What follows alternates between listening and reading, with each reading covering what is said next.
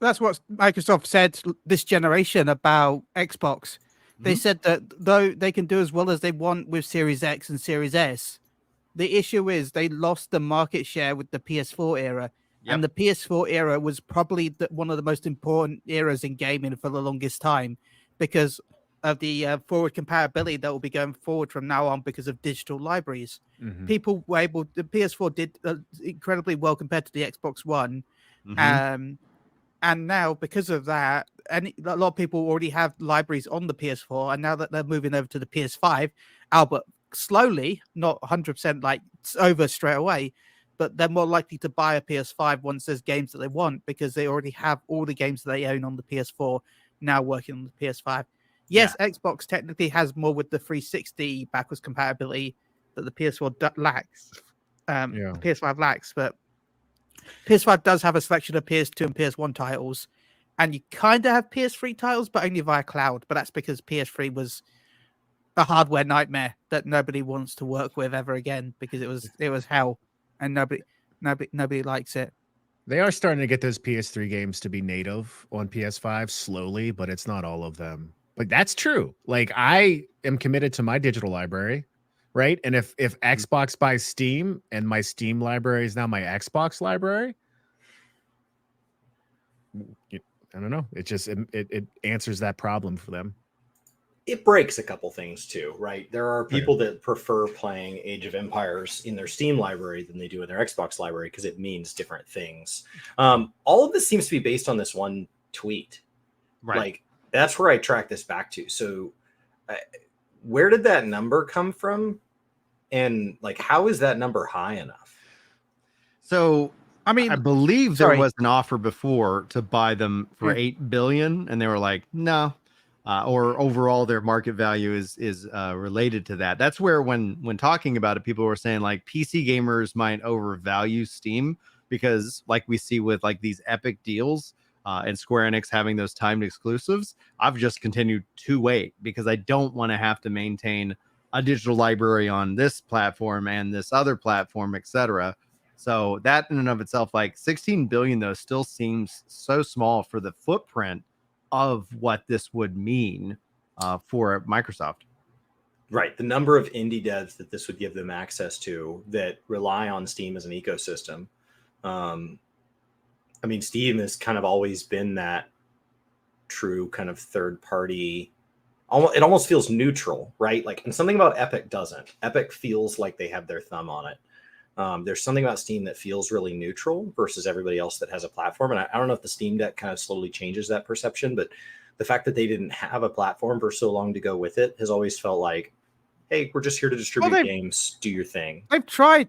They've tried in the past, right? Because remember the Steam Box. They have tried in the past to make a separate platform. They've tried, succeeded, but they don't have a lot of like, and they don't have like. It's not like, oh, there's a bunch of first-party Steam studios that are getting the top search results, or like they've always felt really neutral to me. And so this would shift that. This would get rid of that entirely. This would make Xbox just absolutely dominant. I mean, especially on PC. Like you think, oh, well, Microsoft, of course, dominates PC. Not really. There are a lot of players that buy all their stuff through Steam, or they buy their stuff through Epic, or like, yes, their computer boots up with a Microsoft operating system, but as soon as they can leave that ecosystem, they do. This would get rid of that. So I kind of wonder, and then would it change like Mac support? Would it change? What would this do? There are a lot of people that prefer to operate through Steam because of how they work internationally. That's why Final Fantasy fans, like there are people that live in other countries that prefer to do Final Fantasy through Steam because of what it means for them with money conversion, as opposed to many of us in the US. It's fine. Like I just do mine native on the PC. Mm-hmm. So I think it would break a lot of stuff. So it's a weird rumor. If it was true at all, it would drastically change the landscape. I don't see anything that tells me to put any real credence in it. What do you think about the like just the regulatory approval process? We saw like like a major fight just due to the Activision Blizzard deal. I would think that this would be something that would be resisted, but from who? Because I felt like the Activision Blizzard deal was primarily being funded by Sony, who didn't want to see that happen. But now, like, who would be the antithesis outside of just the government? How many employees And does Valve have? I think it would be government. I think it would be I government. would have say no. I would say if anyone did anything like that, it would probably be Epic Games.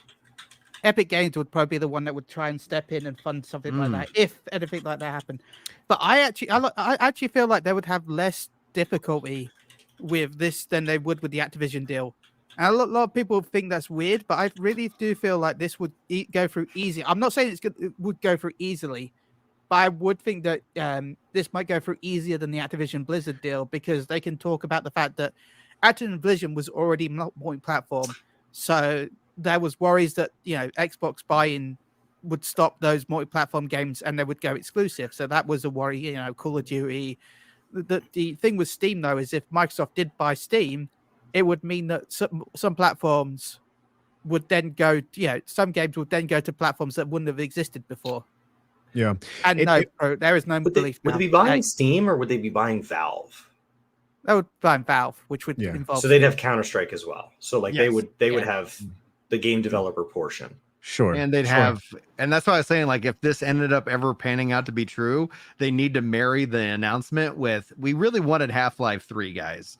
And so we're making that to make this happen. It's like, Yeah. wait, conflict, like all of a sudden. In like, what version of events did anybody predict Half-Life 3 as an Xbox exclusive because it's first party? The thing is that they're not like Xbox doesn't have any exclusives. They've gone away Yeah, from They that. don't. And I think They don't. They're they moving like away from as it. well outside of moving away from it, as soon as they introduce Play Anywhere, so it's on PC, on Xbox, immediately, why do you only need to buy an Xbox if you want to buy an Xbox?